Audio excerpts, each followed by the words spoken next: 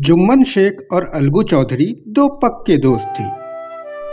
वो हिस्सेदारी में खेती करते थे, यहाँ तक कि उनका कुछ लेन देन भी एक साथ होता था।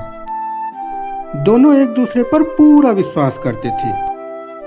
अलग अलग धर्म के होने के बावजूद दोनों के बीच भाइयों जैसा प्रेम था और यही उनकी दोस्ती का मूल मंत्र भी। जुम्मन शेख की एक बूढ़ी मौसी थी जिनके पास थोड़ी बहुत जमीन थी। जुम्मन के अलावा उसका कोई नहीं था। जुम्मन ने किसी तरीके से वो जमीन अपने नाम करवा ली थी। जमीन की रजिस्ट्री जुम्मन के नाम न होने तक मौसी का खूब ख्याल रखा गया। अच्छा खाना, अच्छा व्यवहार व आदर सब मिलता था। लेकिन एक बार जब रजिस्ट्री हुई तो ये सब भी जाता रहा। जुम्मन की बीवी रोटियों के साथ मौसी को ताने देने लगी। 2-3 बीघा जमीन क्या ले ली, मानो आफत की पुड़िया बन गई। मौसी कुछ दिन तक तो यह सहती रही, लेकिन जब उससे रहा नहीं गया तो उसने इसकी शिकायत जुम्मन से कर दी। तुम अपनी बीवी को समझाते क्यों नहीं हो? बार बार वो मुझे ताने मारती है, मुझसे ये सब बर्दाश्त नहीं होता। मौसी, ये आप लोगों की आपस की बात है। मुझे औरतों के मामले में नहीं पड़ना। मैं काम करूं या आप लोगों की बातें सुनूं?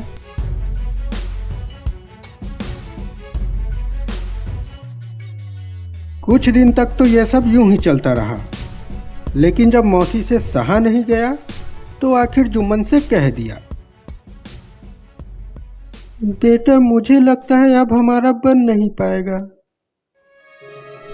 एक काम करो, मुझे हर महीने पैसे दे दिया करो, मैं अपना गुजारा कहीं और कर लूंगी। जुम्मन ने बड़े ही रूखेपन से जवाब देते हुए कहा, पैसे क्या पेड़ पे लगते हैं? मेरे पास रोजी रोटी के लिए कुछ तो होना चाहिए। पर जुम्मन मुकर गया। इस पर मौसी गुस्सा हो गई और उसने पंचायत करने की धमकी दे दी। इस पर जुम्मन हंसा और बोला, हाँ, जरूर करो पंचायत, फैसला हो ही जाए। मैं भी कब तक ये सब सहता रहूंगा?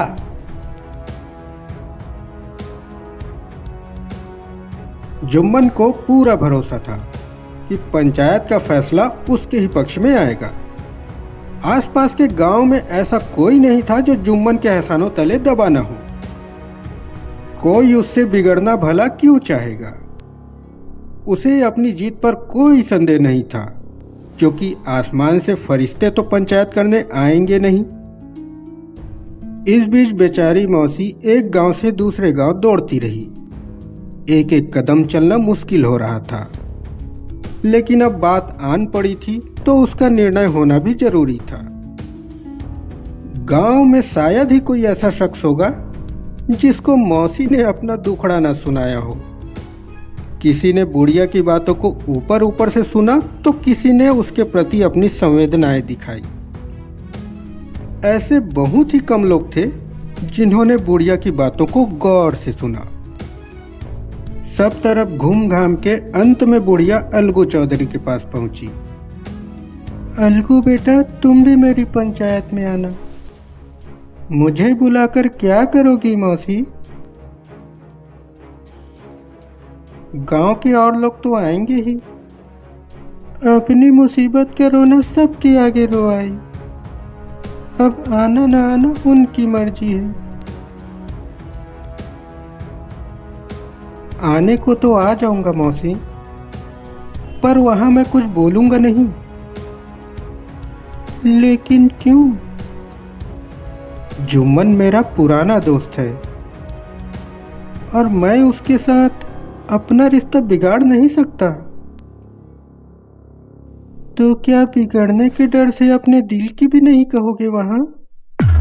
अलगू मौसी के इस सवाल का जवाब नहीं दे सका, लेकिन उसके दिलो दिमाग में यह सवाल बार बार गूंजे जा रहा था। शाम के समय पंचायत बैठी। जुम्मन ने पहले ही पंचायत के बैठने के लिए इंतजाम कर रखा था। पंचायत शुरू हुई और बूढ़ी मौसी ने पंचो से निवेदन करते हुए कहा, पंचो, आज 3 साल हो गए। मैंने अपनी सारी जमीन जुम्मन के नाम कर दी।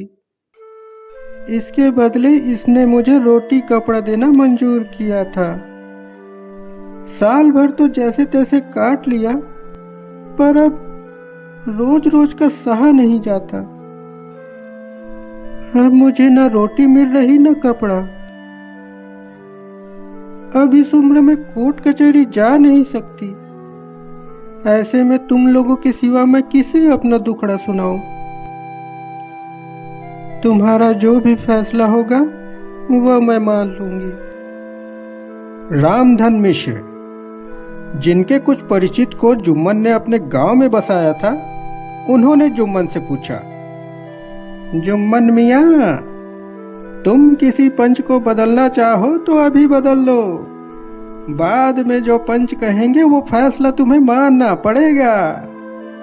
जुम्मन को फिलहाल सदस्यों में वही लोग दिख रहे थे जिनसे किसी न किसी कारण उसका मनमुटाव था। जुम्मन ने रामधन मिश्र को उत्तर देते हुए कहा, मेरे लिए पंचों का हुक्म अल्लाह के हुक्म की तरह है। मुझे कोई आपत्ति नहीं।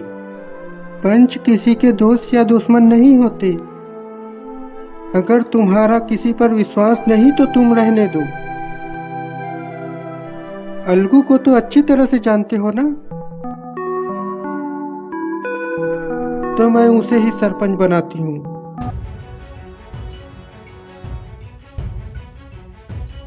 ये बात सुनकर जुम्मन अंदर ही अंदर बहुत खुश हुआ।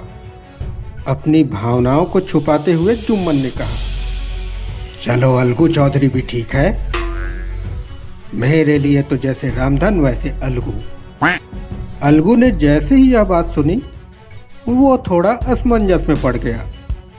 वो इसे कन्नी काटना चाहता था, सो बोला, अरे मौसी, तुम तो जानती हो ना कि मैं और जुम्मन कितने अच्छे दोस्त हैं। इस पर मौसी ने थोड़ा गंभीर होते हुए कहा, बेटा, दोस्ती के लिए कोई अपना ईमान नहीं बेचता। पंच तो खुदा का ही नुमाइंदा होता है।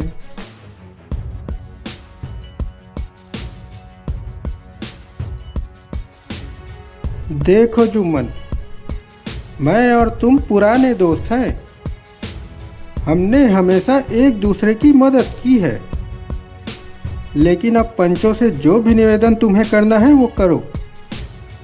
अलगू की यह बात सुनकर जुम्मन ने सोचा कि अलगू ये सब बातें केवल दिखावे के लिए कर रहा है। इसलिए जुम्मन ने पूरे विश्वास के साथ बोला, पंचों, मेरी मौसी ने अपनी जमीन मेरे नाम कर दी थी। इसके बदले मैंने उनका ख्याल रखना कबूल किया था। इस बात का खुदा गवाह है कि मैंने आज तक अपनी मौसी को किसी तरह की कोई परेशानी नहीं आने दी। लेकिन औरतों में तो आपस में अनबन रहती ही है। इसमें मैं क्या कर सकता हूँ? अब मौसी मुझसे महीने का खर्च अलग से देने बोल रही है। दान पत्र में भी इस तरह के खर्चे का कोई जिक्र नहीं है। अगर ऐसा होता तो मैं इस तरह के झमेले में पड़ता ही नहीं। बाकी पंचों को जैसा ठीक लगे वैसा फैसला करें। अलगू चौधरी को कभी कभार कचहरी का काम पड़ ही जाता था, इसलिए वो कानून के बारे में अच्छी समझ रखता था और कानून का भी पक्का था। इसलिए उसने जुम्मन से तर्क करना शुरू किया। अलगू का एक एक सवाल जुम्मन को बहुत खटक रहा था। वो इस बात को लेकर हैरान था कि अभी थोड़ी देर पहले तक तो अलगू किस तरह की बातें कर रहा था और अब एकदम से न जाने उसे क्या हो गया। जुम्मन इसी सोच विचार में ही था कि इतने में अलगू ने अपना फैसला सुनाया। जुम्मन, पंचों ने तमाम दलीलों को ध्यान में रखते हुए निष्कर्ष निकाला है। मौसी को तुम्हें हर महीने खर्च देना ही पड़ेगा।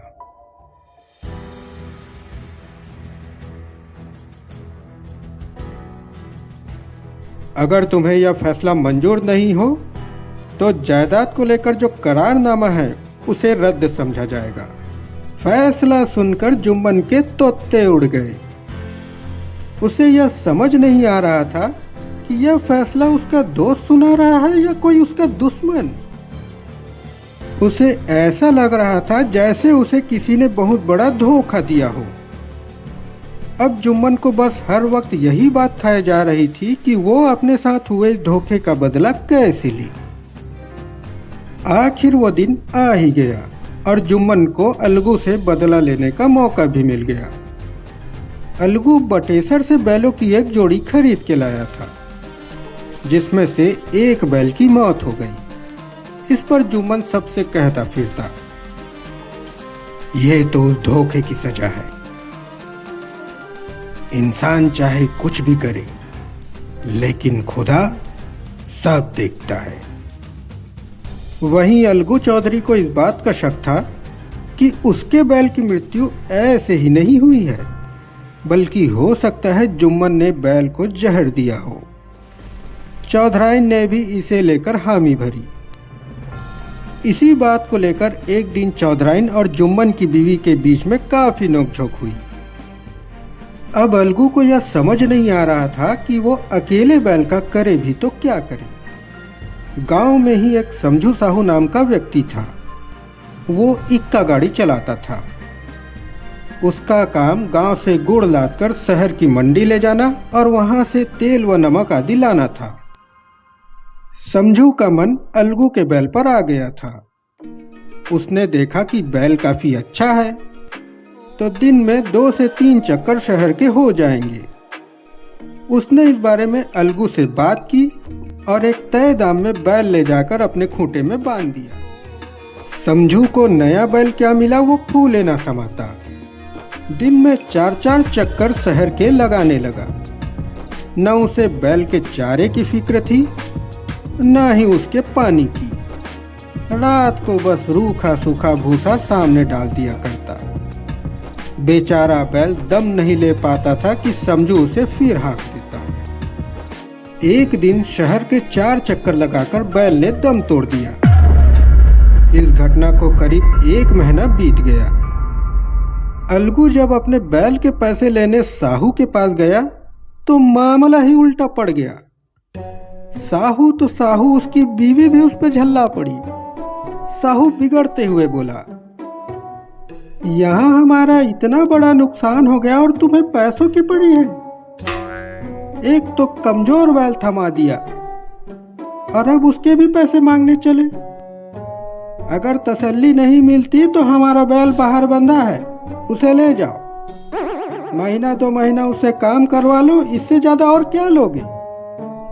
अलगू पहले तो शांत रहकर मामला दबाने में लगे रहे, लेकिन यहाँ सवाल पैसों का था तो वो भी गुस्सा हो पड़े।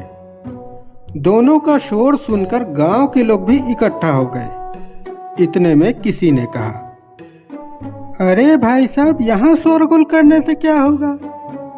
अच्छा होगा अगर मामला पंचायत में जाके सुलझाओ।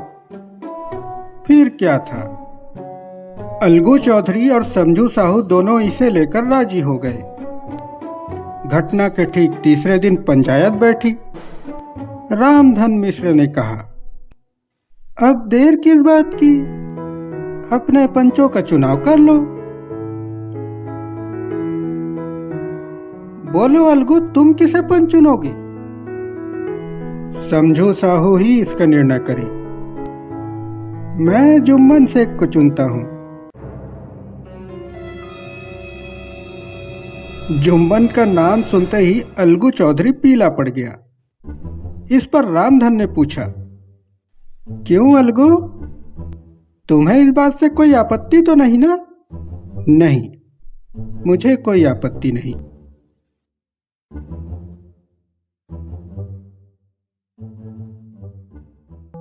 जुम्मन ने जैसे ही सरपंच का स्थान ग्रहण किया, उसके मन में यह भाव पैदा हुआ कि वो इस वक्त धर्म और न्याय के सबसे बड़े स्थान पर बैठा है।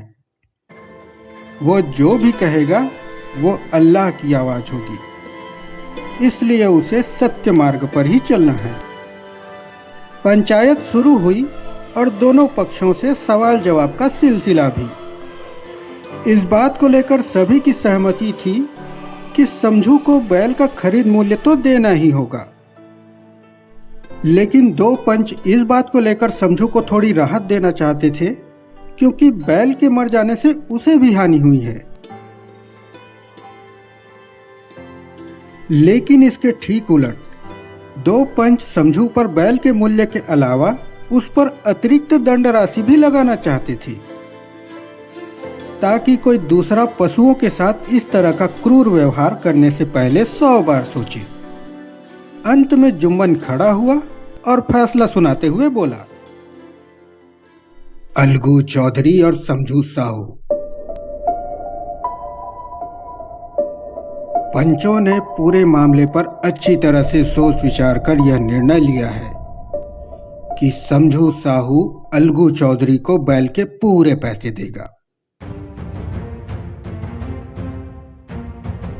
क्योंकि जब बैल खरीदा गया था तो उसे कोई बीमारी नहीं थी। बैल की मौत उस पर किए जुल्म और कड़े परिश्रम से हुई है। इस पर रामधन मिश्र ने खड़े होते हुए बोला, समझू साहू ने बैल को अपने किए की वजह से मारा है, इसलिए उससे तो अतिरिक्त दंड लेना चाहिए। ये दूसरा मसला है, इसे अभी उठाने का कोई मतलब नहीं। पर बेचारे शंभू का भी तो नुकसान हुआ है, उसे थोड़ी सी तो रियायत मिलनी ही चाहिए। ये हमें अलगू चौधरी पर छोड़ देना चाहिए, ये उसका खुद का फैसला है। अगर वो समझू को रियायत देना चाहता है तो यह उसका बड़प्पन होगा। पंचों का फैसला सुनकर अलगू चौधरी बहुत खुश हुआ और जोर से नारा लगाने लगा, पंच परमेश्वर की जय, पंच परमेश्वर की जय, पंचायत में मौजूद सभी लोग अलगू के साथ यह नारा लगाने लगे। हर कोई जुम्मन के न्याय नीति की तारीफ कर रहा था। पंचायत खत्म होने के बाद जुम्मन अलगू के पास आया और रोते हुए उसे गले लगा लिया। भाई अलगू, जब तुमने मेरी पंचायत का फैसला सुनाया था तो मुझे बहुत बुरा लगा था और तब से मैं तुम्हारा दुश्मन बन बैठा था। लेकिन आज मुझे इस बात का एहसास हुआ कि जब हम पंच का स्थान ग्रहण करते हैं तो ना कोई किसी का दोस्त होता है और ना ही दुश्मन। सच और न्याय के सिवा कुछ भी समझ नहीं आता। यह बात सुनकर अलगू चौधरी भी रोने लगा। दोनों के बीच जो बुराई का मैल था वो आंसुओं से धुल गया और दोनों की दोस्ती और पक्की हो गई।